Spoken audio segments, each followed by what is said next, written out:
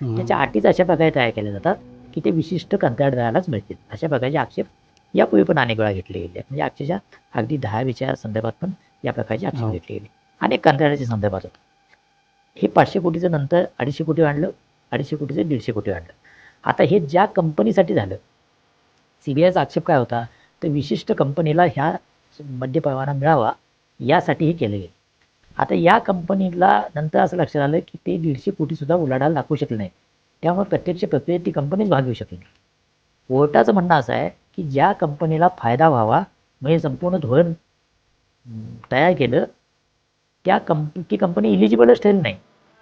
मग त्याला फायदा झाला कसं म्हणता येईल? आणि अतिशय स्पष्ट, म्हणजे यात कुठलीही ॲम्बिग्युटी ठेवलेली नाही कोर्टानं. आणि नुसतीच ॲम्बिग्युटी ठेवली नाही, तर त्यांनी असं म्हटलंय की ही केस सस्टेनेबल तर नाहीच. ही केस चुकीच्या आधारावर बनली आहे आणि या केसमधून सीबीआय इकॉनॉमिकली इलिटरेट दिसते. म्हणजे आर्थिकदृष्ट्या तुम्ही निरक्षर आहात का, अशा प्रकारचा आक्षेप सीबीआयवर घेतलाय की मुळातच कोर्टाच्या स्क्रुटिनीमध्ये टिकणार नव्हतं. आणि सीबीआय यामध्ये एक्सपोज झाली. हा झाला तपास यंत्रणा एक्सपोज होण्याचा भाग. अगदी दुसरा राजकीयदृष्ट्या केजरीवालांवर आरोप करून त्यांना खोड्यात अडकवणारे जे कोणी होते त्यांचं राजकारण एक्सपोज झालं. याच्यामध्ये प्रामुख्यानं भारतीय जनता पक्ष आणि भारतीय जनता पक्षाचे निर्णय घेणारे जे सर्वोच्च नेते आहेत ते याच्यामध्ये एक्सपोज झाले. तर तसं या केसमध्ये झालं नाही. तर सुरुवातीला म्हणजे ही केस दाखल करून घेण्याच्या टप्प्यावरच याच्यात काहीच दम नाही असं कोर्टाने सांगितले. प्रत्येक निवडणुकीच्या वेळेला दिल्लीतल्या मद्य घोटाळ्याचं प्रकरण दिल्लीच्या निवडणुकीच्या तोंडावर समोर येतं आणि त्यात आम आदमी पक्षाचा पराभव होतो. आणि आता अरविंद केजरीवालांना क्लीन चिट मिळाली म्हणून त्यांचं जे काय राजकीय नुकसान झालं ते बघून येत नाही. ते म्हणालेच की देशातलं सगळ्यात मोठं राजकीय षडयंत्र माझ्या विरोधात झालं, त्यामुळं ते आक्रमकपणे या गोष्टी करायला लागतील. त्यामुळे आता सीबीआय किंवा ईडी सारख्या यंत्रणांना राजकीय नेत्यांना, विरोधी पक्षातल्या राजकीय नेत्यांना पुरावा नसताना असं टार्गेट करणंही खूप कठीण जाईल या एका निर्णयाने. नमस्कार, मी अक्षय जहागीरदार आणि आपण पाहतात सकलम. सकलममध्ये आज आपण चर्चा करणार आहोत मार्च 2021 मध्ये दिल्लीमध्ये मद्य धोरण प्रकरण जे चर्चेला आलं, ज्याच्यामध्ये तत्कालीन मुख्यमंत्री अरविंद केजरीवाल यांना अटक झाली. अरविंद केजरीवाल यांच्यासोबत एकूण 23 जणांवरती ईडी आणि सीबीआय या स्वायत्त संस्थांनी आरोपपत्र दाखल केलेलं होतं. त्याच्यामध्ये मुख्यमंत्री अरविंद केजरीवाल असतील आणि मनीष सिसोदिया असतील यांच्याबरोबर अन्य काही लोकांना अटक सुद्धा झालेली होती. काल 27 फेब्रुवारी 2028ला न्यायालयाने सर्व 23 आरोपींची निर्दोष मुक्तता केलेली आहे. मुख्यमंत्री असताना केली गेलेली अटक आणि काल झालेली त्यांची निर्दोष मुक्तता यामध्ये अनेक गोष्टी घडत गेल्या. त्याच्यामध्ये राजकीय परिणाम सुद्धा काही आपल्याला दिसून आले. या संपूर्ण गोष्टीची चर्चा सध्या माध्यमांमध्ये राष्ट्रीय पातळीवरती आणि आंतरराष्ट्रीय पातळीवरती सुद्धा केली जात आहे. आज सुद्धा आपण या गोष्टींवरती चर्चा करणार आहोत. हे कथित मद्य धोरण प्रकरण नेमकं काय आहे, याचे राजकीय परिणाम काय आहेत आणि स्वायत्त संस्थांच्या कार्यप्रणालीवरती जे काही प्रश्न उपस्थित केले जातात त्याच्यावरती आज आपण चर्चा करणार आहोत. या चर्चेमध्ये ज्येष्ठ राजकीय विश्लेषक डॉक्टर श्रीराम पवार सर आपल्या सोबत आहेत. सर, आपलं स्वागत आहे. न्यायालयाने संपूर्ण या प्रकरणामध्ये 23 आरोपींची निर्दोष मुक्तता केलेली आहे आणि असं असताना मुख्यमंत्री पदावरती अरविंद केजरीवाल त्यावेळी होते आणि त्यावेळी अटक झालेली होती. संपूर्ण हे प्रकरण मद्य धोरण जे प्रकरण आहे ते नेमकं काय आहे? दिल्लीतलं मद्य धोरण हे एका बाजूला इकॉनॉमिक ऑफेन्स म्हणून बघितलं गेलं आणि दुसऱ्या बाजूला त्याचा एक राजकीय भाग होता. आणि दोन्ही गोष्टी अतिशय स्पष्ट आहेत. या प्रकरणातला सीबीआयचा मुख्य आक्षेप आहे किंवा केजरीवालांवर जो आरोप होता, दिल्लीचे माजी मुख्यमंत्री केजरीवाल, मनीष सिसोदिया त्या खात्याचे मंत्री होते, उत्पादन शुल्क खात्याचे दिल्लीच्या. आणखी अनेक लोकांवर 23 जण त्याच्यामध्ये आरोपी होते. तर याच्यामध्ये मुख्य मुद्दा असा होता की दिल्लीतल्या मद्य विक्रीचं धोरण दिल्लीच्या सरकारनं ठरवलं. ते ठरवताना पहिला जो ड्राफ्ट ठरवला तो मार्च 2021 मध्ये. आणि त्या ड्राफ्टमध्ये सरकारनं असं ठरवलं की दिल्लीतल्या मद्य विक्रीचे परवाने दिले जातील आणि ते देताना 5% मार्जिन किंवा 5% प्रॉफिट मिळेल अशी अट आहे. म्हणजे असा त्याच्यातला एक भाग असेल की 5% प्रॉफिट मिळेल ज्यांना परवाना या प्रोसेसने मिळेल त्यांना. 5 दिवसानंतर हे धोरण बदललं आणि प्रॉफिट तिथं 12% केलं. आता हे 5%चं 12% प्रॉफिट केलं हाच घोटाळा आहे. आणि या घोटाळ्यातून जो पैसा जनरेट झाला तो पैसा आम आदमी पक्षाला मिळाला. अरविंद केजरीवाल, सिसोदिया आणि या आम आदमी पक्षाला मिळाला. आणि या पक्षानं या पैशाच्या जीवावर निवडणुका लढवल्या. विशेषतः गोव्यातली निवडणूक लढवताना या पैशाचा वापर झाला. अशा प्रकारचे आरोप केजरीवाल, सिसोदिया आणि एकूण आम आदमी पक्षाच्या नेत्यांवर आणि मग BISच्या, आता BIS म्हणत नाही, त्या के कविता आणि एड्डी नावाचे जे तेलुगू देसमचे नेते, या सगळ्यांवर हे आरोप होते. आता यामध्ये प्रायमा फेसी काय आहे, तर सरकारने एक धोरण ठेवलं, ते धोरण बदललं, 5च दिवसात ते धोरण बदललं. आणि धोरण बदलल्यानंतर त्याचा फायदा या धोरणामुळे जे मद्य परवाने घेणार होते त्या साऊथ लॉबी असा शब्द CBIच्या चार्जशीटमध्ये अनेक वेळा आला आहे, निकालपत्रात पण आला. ही साऊथ लॉबी म्हणजे कोण, तर दक्षिण भारतातले जे लिकर बॅरन ज्याला म्हटलं जातं, म्हणजे मद्य व्यवसाय नाही खूप मोठे व्यावसायिक आहेत, तर त्यांना साऊथ लॉबी असं संबोधलं गेलं. आणि त्यात प्रामुख्यानं हैदराबादमधले जे मद्य व्यवसाय करणारे लोक आहेत त्यांनी दिल्लीतले हे परवाने घ्यावेत यासाठी अरविंद केजरीवाल, मनीष सिसोदिया, के कविता आणि मंजुता रेड्डी या दोघांबरोबर बैठका करत होते. आणि त्यांनी यांना सांगितले की तुम्ही यामध्ये गुंतवणूक करा, त्याच्यावर रिटर्न्स मिळतील. आणि याच्यामध्ये जो मधला पैसा आहे, प्रॉफिटचा जो शेअर आहे, तो आम आदमी पार्टीला गेला. अशा प्रकारचे हे आरोप होते. त्याच्यावर ही केस आधारलेली होती. आणि ती केस ज्या गोष्टींवर आधारलेली होती त्याचा पायाच किती कच्चा आहे हे कोर्टानं दाखवून दिलं आणि ती केस ढासळली. त्यामुळे त्यातला लिगल जो भाग आहे, म्हणजे कोर्टाच्या निर्णयातून समोर आलेला लिगल जो भाग आहे, त्याच्यामध्ये कोर्टानं आरोप काय आहे, तर तुम्ही धोरण बदललं. दिल्लीच्या कॅबिनेट सचिवांनी, मुख्य सचिवांनी सांगितले की हे धोरण चुकीचं आहे किंवा या धोरणामध्ये त्रुटी आहेत. नायब राज्यपालांनी CBIला चौकशीचे आदेश दिले. आता हे सगळं एखाद्या कथानकासारखं घडत गेलं आहे. सरकार धोरण ठरवतंय, धोरण बदलतंय, त्याच्यावर सरकारचाच एक अधिकारी आक्षेप घेतोय. त्या आक्षेपाच्या आधारावर नायब राज्यपाल CBI चौकशीचे आदेश देत आहेत. CBI चौकशीचे आदेश दिल्यानंतर मनीष सिसोदिया अटक होते. 18 महिने ते तुरुंगात राहतात. त्यानंतर या केसमधल्या एका आरोपीच्या स्टेटमेंटच्या आधारावर अरविंद केजरीवाल यांना यातला एक प्रमुख सूत्रधार ठरवलं जाते. आणि अरविंद केजरीवाल मुख्यमंत्री असताना त्यांना अटक होती. अरविंद केजरीवालांच्या आधी मुख्यमंत्री पदावर असताना कुणालाही अटक झालेली नाही. हा पहिला मुख्यमंत्री आहे जो तुरुंगात गेला. त्यानंतर अरविंद केजरीवालांनी हट्टानं तुरुंगातून राज्यकारभार करायचा प्रयत्न केला. अंतिमतः त्याला कोर्टातून चपराक मिळाली. राज्यपालांनी त्यांना एक करता येणार नाही सांगितलं. शेवटी त्यांना मुख्यमंत्रीपद सोडावं लागलं. हे घडलं कधी, ते लोकसभा आणि दिल्लीच्या विधानसभांच्या निवडणुकीच्या तोंडावर घडलं. त्याचा परिणाम राजकीय काय होता, तर आम आदमी पार्टीचा दिल्लीच्या निवडणुकीत सफाया झाला आणि तिथं 27 वर्षानंतर भारतीय जनता पक्षाची सत्ता आली. राजकीय परिणाम काय, तर 27 वर्षापूर्वी भाजपची सत्ता गेली आणि शीला दीक्षितांनी काँग्रेसची सत्ता दिल्लीमध्ये आणली. त्यानंतर नरेंद्र मोदींचा उदय झाला तरी भाजपला दिल्लीत सत्ता मिळत नव्हती, कारण केजरीवालांनी सलग 2 टर्म सत्ता मिळवली. तिच्या आधी अल्पकालासाठी सत्ता त्यांना मिळाली होती. तर अरविंद केजरीवाल आणि त्यांचा पक्ष हा राजधानी दिल्लीमध्ये भाजपच्या सत्ता मिळवण्यामध्ये मोठा अडथळा होता. आणि तो अडथळा दूर करण्याची संधी या प्रकरणानं, म्हणजे या मद्य घोटाळ्याच्या प्रकरणानं भाजपच्या हातात आली. CBIनं चार्जशीट केलं, ED चौकशी झाली. हा झाला तपास यंत्रणांचा भाग. पण याच्या आधारे जसं UPA सरकारच्या काळात 2G स्पेक्ट्रम घोटाळा किंवा कोळसा घोटाळा याच्यावर जे आरोप झाले, त्या आरोपांच्या आधारावर UPA सरकारला इतकं बदनाम करता आलं की त्यातून त्या सरकारची विश्वासार्हता खलास झाली.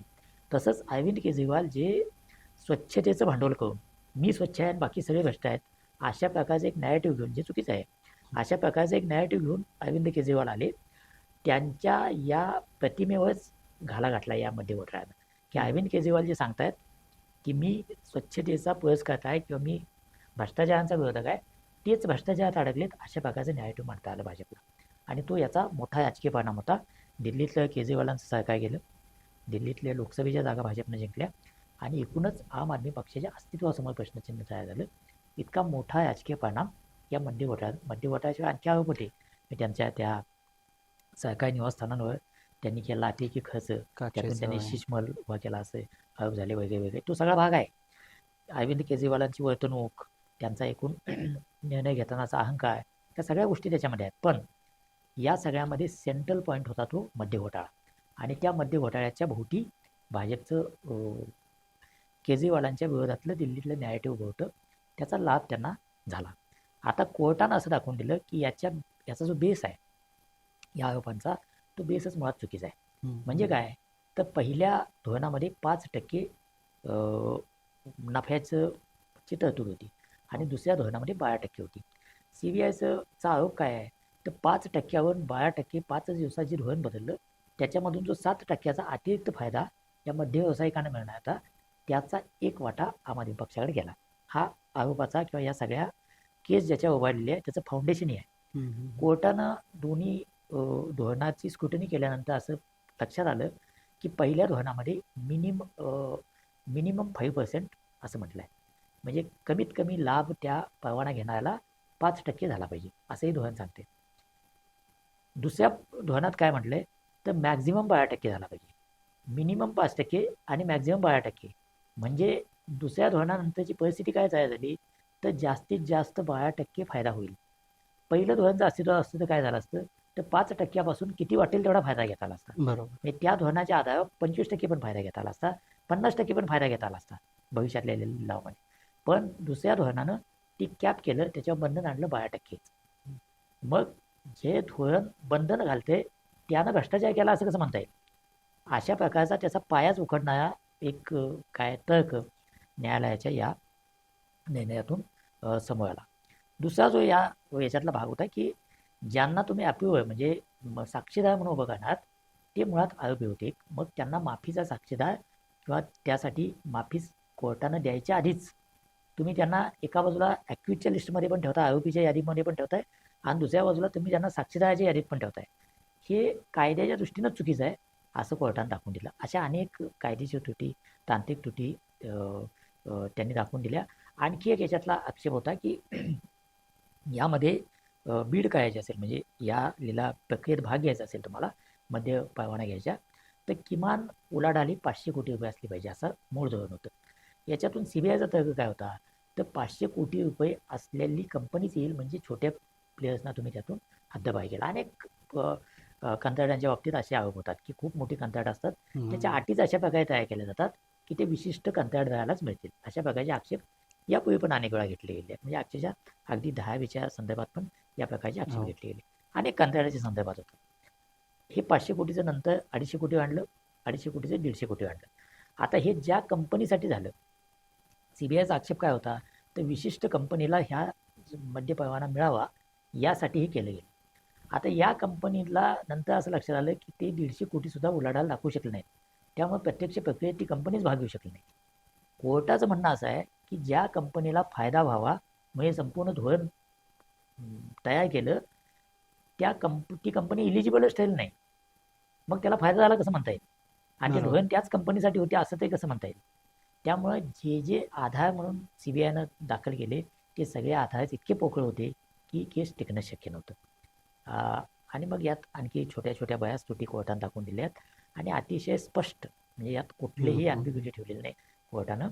आणि नुसतीच ॲम्बिग्युटी ठेवली नाही असं नाही, तर त्यांनी असं म्हटलंय की ही केस सस्टेनेबल तर नाहीच, ही केस चुकीच्या आधारावर उभारलेली आहे आणि या केसमधून सीबीआय इकॉनॉमिकली इलिटरेट दिसते, म्हणजे आर्थिकदृष्ट्या तुम्ही निरक्षर आहात का, अशा प्रकारचा आक्षेप सीबीआयवर घेतलाय. त्या अर्थानं सीबीआयला एक प्रचंड मोठी चपराक आहे. सीबीआयच्या एकूण कार्यपद्धतीची चपराक आहे. त्यात असंही म्हटलंय की तुम्ही आधी ह्याचा निकाल ठरवला, म्हणजे काय आरोप असावेत हे ठरवलं आणि त्यानुसार तुम्ही पुरावे जोडत गेला. पुरावे आधी तुमच्याकडे आले पाहिजेत आणि त्या पुराव्यावर तर्कसंगत आरोप ठेवले पाहिजेत. ही कुठल्याही इन्व्हेस्टिगेशनची प्रोसेस असते. तुम्ही आधी ठरवले की हे आरोपी आहेत आणि मग त्यासाठी पुरावे जोडत गेला, हे मुळातच कोर्टाच्या स्क्रुटनीमध्ये टिकणार नव्हतं आणि सीबीआय यामध्ये एक्सपोज झाली. हा झाला तपास यंत्रणा एक्सपोज होण्याचा भाग. दुसरा, राजकीयदृष्ट्या केजरीवालांवर आरोप करून त्यांना खोड्यात अडकवणारे जे कोणी होते त्यांचं राजकारण एक्सपोज झालं. याच्यामध्ये प्रामुख्यानं भारतीय जनता पक्ष आणि भारतीय जनता पक्षाचे निर्णय घेणारे जे सर्वोच्च नेते आहेत ते याच्यामध्ये एक्सपोज झाले आणि याचा फायदा काँग्रेसनं पण घेतला. काँग्रेसनं पण त्यांच्यावर अशाच प्रकारचे आरोप केले. त्यामुळे राजकीयदृष्ट्या जेव्हा वेळ येते तेव्हा दुसऱ्यावर चुकीच्या गृहितकांवर आधारित आरोप करण्यात भाजप इतकीच काँग्रेस पण पुढाकार घेते, हे यातून दिसून आलं. अगदी माझा तोच प्रश्न आहे, की स्वायत्त संस्थांचा जो काही कार्यप्रणालीचा भाग आहे, त्याच्यावरती एक मोठं प्रश्नचिन्ह उपस्थित राहिलं आहे. कारण काल 27 तारखेला निकाल देत असताना शेवटचं त्याच्यातलं निरीक्षण असं नोंदवलंय, की या अधिकाऱ्यांची किंवा ज्यांनी कोणी तपास केला, त्याची चौकशी केली जावी. मग प्रश्न असा उपस्थित राहतो, की स्वायत्त संस्थांचा गैरवापर करून ज्या पद्धतीनं राजकारण ह्याच्यामध्ये केलं जातं, त्याचा परिणाम काय होतो किंवा या कार्यप्रणाली कशा पद्धतीने काम करतात? यातला एक भाग आहे तो इन्व्हेस्टिगेशन ऑफिसरची म्हणजे तपास अधिकाऱ्याची विभागीय चौकशी करावी. हं, अनेक वेळा आरोपी निर्दोष सुटतात. तर या केसमध्ये आणखी एक महत्त्वाचा भाग आहे, की ही केस सुनावणी होऊन निर्दोष सुटलेली नाही आहेत केजरीवाल, सिसोदिया वगैरे. हं, सुनावणीच्या सुरुवातीच्या टप्प्यात म्हणजे जेव्हा चार्जशीट दाखल करायचं आहे हं. त्याच स्टेजला कोर्टानं सगळं फेटाळलेलं आहे. म्हणजे कदाचित ती केस दाखल करून घेतली असती आणि मग तारखा पडत गेल्या असत्या तर कदाचित आणखी कितीतरी वर्षे केस चालली असती आणि मग जे म्हटलं जाते की ट्रायल इटसेल्फ इज पनिशमेंट म्हणजे ट्रायलच इतकी लांबती की तीच शिक्षा बनते. हं. तर तसं या केसमध्ये झालं नाही. तर सुरुवातीला म्हणजे या ही केस दाखल करून घेण्याच्या टप्प्यावरच याच्यात काहीच दम नाही असं कोर्टानं सांगितलंय.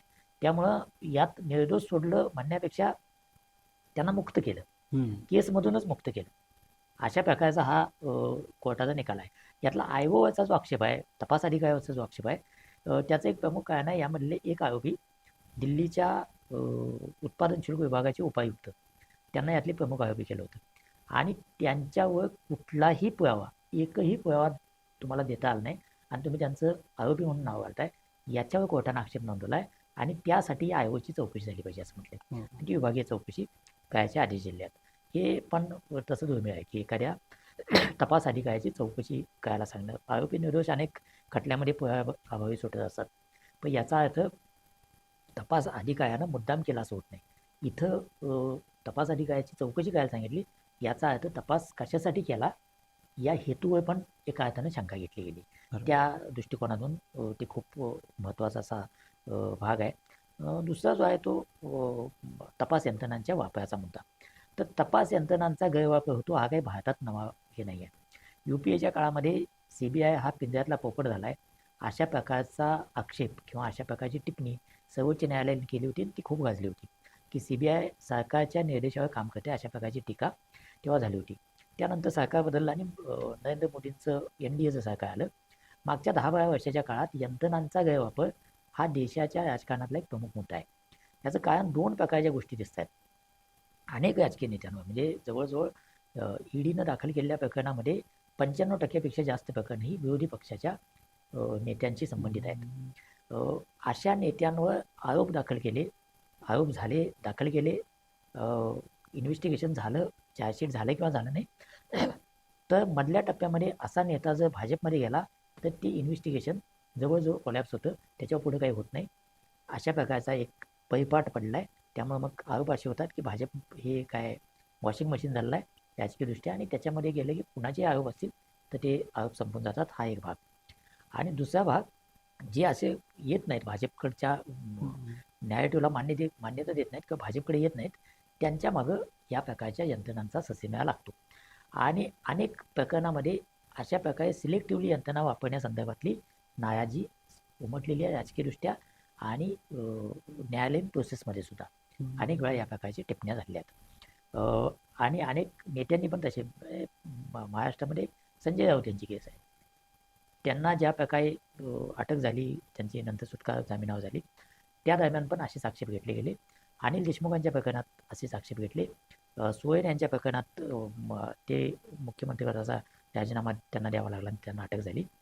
त्या प्रकरणात पण असेच आक्षेप घेतले गेले की कारवाई कुठल्या टप्प्यावर होते. की बरोबर. जेव्हा एखाद्या राज्यामध्ये मेजर राजकीय घडामोड असते म्हणजे निवडणुकांसारखी गोष्ट तोंडावर असते तेव्हा त्या राज्यातल्या एखाद्या प्रमुख नेत्याच्या मागे यंत्रणा लागतात. हा जो टायमिंगचा मुद्दा आहे हा यंत्रणांच्या वापरामध्ये अनेक वेळा समोर आलेला आहे राजकीयदृष्ट्या. तुम्ही कधी हे करता, कधी त्याच्यावर ॲक्शन घेता. आता चिदंबरम यांच्यावर पुन्हा ॲक्शन घेतली जाईल की काय अशा बातम्या यायला लागल्यात. तमिळनाडूमध्ये निवडणूक आहे. हे जे आहे हे टायमिंगचा जो मुद्दा आहे याच्यावर असं म्हणता येऊ शकतं की ज्यांना काही केलं नाही त्यांना कशाला गावायला पाहिजे आणि टायमिंग कुठली पण असली म्हणून काय फरक पडतो. पण प्रत्येक निवडणुकीच्या वेळेला दिल्लीतल्या मद्य घोटाळ्याचं प्रकरण दिल्लीच्या निवडणुकीच्या तोंडावर समोर येतं आणि त्यात आम आदमी पक्षाचा पराभव होतो आणि आता अरविंद केजरीवालांना क्लीन चिट मिळाली म्हणून त्यांचं जे काय राजकीय नुकसान झालं ते भरून येत नाही ना. अगदी. तर या प्रकारचा जो राजकारणाचा भाग आहे, यंत्रणा आणि यंत्रणांचा वापर करून केलेलं राजकारण हा भारताच्या राजकारणातला एक महत्त्वाचा मुद्दा आहे. आणि या प्रकरणामध्ये अतिशय स्पष्टपणे दिसतंय की यंत्रणांनी चुकीच्या पद्धतीनं काम केलं. आता ते चुकीच्या पद्धतीनं काम करायला राजकीय व्यवस्थेनं सांगितलं की नाही, हे पुराव्यानिशी सिद्ध करणं कदाचित शक्य नाही. पण ते दिसतं ना, प्रोसिजरला दिसतंय की बाबा आरोप होतो, मुख्यमंत्र्यांवर आरोप होतो, त्यांना अटक केली जाते आणि त्याच्याभोवती राजकारण ठेवायला लागते. सगळे राजकीय नेते त्यांच्यावर हल्ला करतायत आणि त्यांचा निवडणुकीमध्ये पराभव होतोय. ही क्रोनॉलॉजी अतिशय स्पष्ट आहे. त्यामुळे निवडणूक या सरकारी यंत्रणांचा वापर, विशेषतः CBI, ED यासारख्या ज्या यंत्रणा आहेत त्यांचा वापर आणि त्यांच्या हातात असले अधिकार, PMLA कायद्यामध्ये असले अधिकार, UAPS सारख्या कायद्यामध्ये असले अधिकार, याच्यातून राजकीयदृष्ट्या विरोधकांना किंवा वैचारिकदृष्ट्या विरोधकांना पण एका खोड्यात अडकवता येण्यासारखी परिस्थिती तयार होऊ शकते. आणि तशी ती तयार कुठलाही पुरावा नसताना पण करता येऊ शकते. हे केजरीवालांच्या प्रकरणामध्ये समोर आलेलं आहे. त्यामुळे यंत्रणांचा वापर हा मुद्दा पुन्हा एकदा चर्चा विश्वाच्या मध्यभागी येणार आहे. सर, या संपूर्ण प्रक्रियेमध्ये 2021 ते 2026च्या कालावधीमध्ये जवळजवळ 3 महिने केजरीवालांना अटक झालेली होती. 5 महिने, 6 महिने, सिसोदियांना सुद्धा 17 महिने. 17 महिन्यांची अटक झालेली होती. या संपूर्ण गोष्टीचा राजकीय परिणाम काय होऊ शकतो? राजकीय पडसाद काय उमटू शकतात? तर एक तर राजकीय परिणाम स्पष्ट झाला की दिल्लीमध्ये आम आदमी पक्षाचा दारुण पराभव झाला. त्याच्यामध्ये मध्य धोरण हे एक प्रमुख कारण होतं की ज्याच्या आधारावर केजरीवालांची जी स्वच्छ राजकारणी प्रतिमा आहे त्या प्रतिमेवर शिंतोडे उडवता आली किंवा ती प्रतिमा उद्ध्वस्त करता आली या घोटाळ्यामुळे. तर त्या घोटाळ्यात त्यांचा काही संबंधच नाही किंवा मुळात हा घोटाळाच नाही. यामध्ये एक आणखी गोष्ट लक्षात घ्यायला पाहिजे की सरकार हे धोरण ठरवण्यासाठी असतं, कुठलं पण सरकार असू दे. आणि धोरण ठरवताना त्यानं काय धोरण ठरवावं याच्यासाठी आक्षेप घेणं, राजकीयदृष्ट्या आक्षेप घेणं ठीक आहे, पण त्याच्यामध्ये क्रिमिनल इंटेंट शोधणं हे एकदा जर सुरू झालं तर कुठलं सरकार धोरण ठरवू शकणार नाही. त्या धोरणाच्या परिणामातून भ्रष्टाचार झाला तर तो पुराव्यानिशी शोधून मांडला पाहिजे, त्याच्यामध्ये काही शंका असल्याचं कारण नाही. आणि तो भ्रष्टाचार पुराव्यानिशी शोधून मांडता आला तर त्या राजकीय नेत्याला शिक्षा पण व्हायला पाहिजे, त्याच्यामध्ये काही. पण एकदा जर तुम्ही धोरणांवर आक्षेप घ्यायला लागला तर जे मूळ कामच आहे सरकारचं ते कामच आडायला लागेल. त्यामुळं हा निर्णय अतिशय एक दिशादर्शक निर्णय आहे की राज्य सरकार असो किंवा केंद्र सरकार असो, हे उद्या राफेलचं विमान घ्यायचे तर सरकारचा निर्णय आहे, तो निर्णय घ्यायचा सरकारला अधिकार आहे. त्या अधिकारावर जर तुम्ही प्रश्न विचारायला लागला तर सरकार निर्णयच घेऊ शकणार नाही. त्यामुळं त्या अर्थानं हा निर्णय अतिशय महत्त्वाचा आहे. आता यातलं जे राजकारण आहे त्याचा एक भाग झाला आहे दिल्लीच्या निवडणुकीत. दुसरा जो आता आहे तो केजरीवाल मुक्त झाले, सिसोदिया मुक्त झाले, की कविता मुक्त झाल्या, त्याचा तेलंगणामध्ये काही प्रमाणात परिणाम होऊ शकतो. तर अरविंद केजरीवाल आता त्यांच्या मूळ अवतारात पुन्हा येतील की अत्यंत आक्रमकपणे मी स्वच्छ आहे आणि माझ्या आरोप करणारे सगळे भ्रष्ट आहेत, अशा प्रकारचे नॅरेटिव्ह ते मांडायला सुरू होते. त्यांनी काल सांगितले की कोर्टानं असं सिद्ध केलं की अरविंद केजरीवाल कट्टर इमानदार आहे. आता कुठल्याही कोर्ट किंवा कुठल्याही निकालात असं असणे शक्य नाही, पण ते तसा अर्थ लावायला मोकळे आहेत कारण त्यांची मुक्तता झालेली आहे आणि ते दोषमुक्त झाले आहेत, म्हणजे त्यांचा कुठलाही दोष आता नाही आहे. त्यामुळे ते त्यांचा पक्ष अशा प्रकारचा अर्थ लावायला मोकळा आहे. त्यामुळे त्या आधारावर ते आता असं म्हणायला लागतील की मी आणि माझा पक्ष स्वच्छ आहे, माझ्यावर केलेले सगळे आरोप खोटे होते आणि आरोप करणारेच काय दोषी आहेत किंवा भ्रष्टाचार. ते म्हणालेच की देशातलं सगळ्यात मोठं राजकीय षडयंत्र माझ्या विरोधात झालं. त्यामुळं ते आक्रमकपणे या गोष्टी करायला लागतील. साहजिकच त्याचा राजकीय लाभ त्यांना मिळेल किंवा ते मिळवायचा प्रयत्न करतील. आता 2 निवडणुका समोर आहेत की ज्या आम आदमी पक्षासाठी महत्त्वाच्या असू शकतात. एक पंजाबमधली जिथं आम आदमी पक्षाचं सरकार आहे, दिल्लीनंतर पंजाबमध्ये त्यांचं सरकार आलं, आणि दुसरी गुजरातमधली जिथं मागच्या निवडणुकीमध्ये आम आदमी पक्षानं निवडणूक लढवल्यामुळं एक महत्त्वाचा परिणाम तिथं झाला. गुजरात हे बायपोलर राज्य आहे जिथं भारतीय जनता पक्ष आणि काँग्रेस अशी सरळ लढत असते. तिथं आम आदमी पक्षाची एंट्री झाल्यामुळं काँग्रेसच्या एकूणच मतांवर परिणाम अनेक मतदारसंघामध्ये तिथं झाला होता आणि आम आदमी हा तिथला एक तिसरा राजकीय अल्टरनेटिव्ह म्हणून पुढं येऊ शकतो की काय असं वाटण्यासारखी परिस्थिती तयार झाली होती. त्यामुळे या 2 राज्यातल्या निवडणुकांमध्ये याचा परिणाम होऊ शकतो किंवा तसा तो व्हावा याच्यासाठी आम आदमी पक्ष आणि अरविंद केजरीवाल निश्चितपणे प्रयत्न करतील. त्या दृष्टीनं हा महत्त्वाचा राजकीयदृष्ट्या आणखी एक महत्त्वाचा भाग आहे की एखाद्या मुख्यमंत्र्यावर तुम्ही आरोप करता, त्याला तुरुंगात पाठवता, त्याचे सगळे काय म्हणता येईल की लेजिटिमेसी, त्याची विश्वासार्हता नष्ट करता आणि कोर्ट त्याला त्याच्या विरोधात तुमच्याकडे एकही पुरावा नाही असं म्हणतं. यातून भारतीय जनता पक्षानं जे एक मेकॅनिझम तयार केलं आहे की आरोप करा, चौकशा सुरू करा, तपास यंत्रणा सक्रिय होतात आणि मग त्या राजकारण्याची कारकीर्द जवळजवळ खलास होते. तर या प्रकारच्या वाटचालीला पण ब्रेक लावू शकेल असा हा निकाल आहे. त्यामुळे आता CBI किंवा ED सारख्या यंत्रणांना, राजकीय नेत्यांना, विरोधी पक्षातल्या राजकीय नेत्यांना पुरावा नसताना असं टार्गेट करणं हे खूप कठीण जाईल या एका निर्णयावर. त्या अर्थानं पण एक भाजपला आणि केंद्र सरकारला सुद्धा बॅकफूटवर जायला भाग पाडणारा असा निर्णय आहे. याचाच एक भाग म्हणून आपण जर बघितलं की अरविंद केजरीवालांची सुटका होणं याचा विरोधी पक्षातल्या बहुतेक सगळ्यांनी स्वागत केलं आणि ते स्वाभाविक आहे. कारण विरोधी पक्षांच्या विरोधातच तपास यंत्रणा वापरल्या जातात हो. असा त्यांचा आक्षेप आहे आणि त्यातून सुटकेचा मार्ग हा निर्णय दाखवतो, त्यामुळे त्याचं स्वागत केले.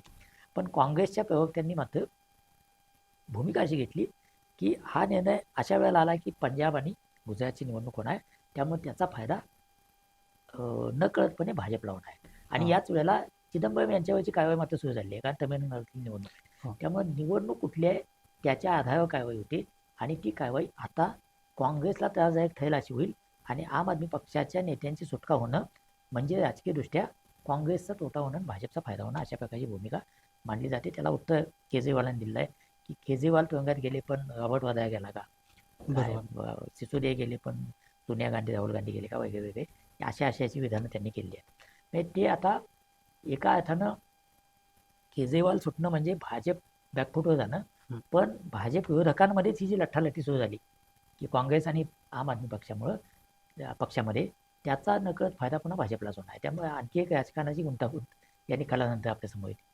संपूर्ण गोष्टीचं प्रकरण पाहता दिल्लीतल्या काँग्रेसनं सुद्धा या संपूर्ण घटनेवरती विरोधी एक स्टेटमेंट केलं आपच्या बाबतीतला. याचा राजकीय अर्थ भविष्यात नेमका कसा निघू शकतो? त्याचा अर्थ उघडा आहे. मी आताच म्हणाल तसं आम आदमी पक्ष आणि काँग्रेस हे एकमेकांच्या विरोधात आहेत. इंडिया आघाडीमध्ये काही काळ आम आदमी पक्ष राहिला, पण त्यानंतर तो बाजूला गेला आणि दिल्लीमध्ये ते स्वतंत्र लढले. पंजाबमध्ये त्यांना स्वतंत्र लढावंच लागेल, गुजरातमध्ये स्वतंत्र लढावंच लागेल, कारण पंजाबमध्ये काँग्रेस हा एक ताकदवान पक्ष आहे, तिथं भाजप हा काही ताकदवान पक्ष नाही आहे तुलनेत. काँग्रेस आता आम आदमी पक्ष मागच्या निवडणुकीत पुढे आला आणि अकाली दल आणि काँग्रेस हे तिथले मूळ ताकद असलेले पक्ष आहेत. अकाली दलाच्या साथीनं भाजप तिथं काही आपलं स्थान निर्माण करत होता.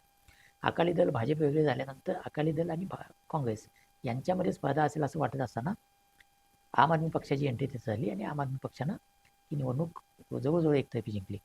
तर आता 5 वर्षानंतर तिथल्या आम आदमी पक्षाचा कारभार पण लोकांनी बघितला आहे. त्याच्यावर अनेक आक्षेप आरोप होत आहेत. तर त्या पार्श्वभूमीवर जेव्हा निवडणूक होईल तेव्हा काँग्रेसला स्वाभाविकपणे असं वाटतं की आता पंजाबमध्ये पुन्हा आपल्याला संधी आहे आणि त्यावेळेला आम आदमी पक्षाच्या बाजूनं एक निकाल येणं हा त्या पक्षाची प्रतिमा उजळ करणार आहे. स्वाभाविकपणे त्याचा लाभ हा आम आदमी पक्षाला आणि कदाचित भाजपला पण अल्टिमेट अप्रत्यक्षपणे होऊ शकतो, काँग्रेसला तोटा होऊ शकतो. त्यामुळं ही जी काही भूमिका घेतली जाते ती या पंजाबमधल्या राजकारणाला डोळ्यासमोर ठेवून आहे, काही प्रमाणात गुजरातमध्ये. त्यामुळं इंडिया आघाडी जी लोकसभेला एकत्र होती त्यामध्ये आम आदमी पक्ष बाहेर गेल्यानंतर आणि आताही इंडिया आघाडी खरंच आहे का असं वाटण्यासारखी परिस्थिती आहे. त्यामुळं भाजपाच्या विरोधकांमधली फूट ही या निकालानं आणखी अधोरेखित झाली.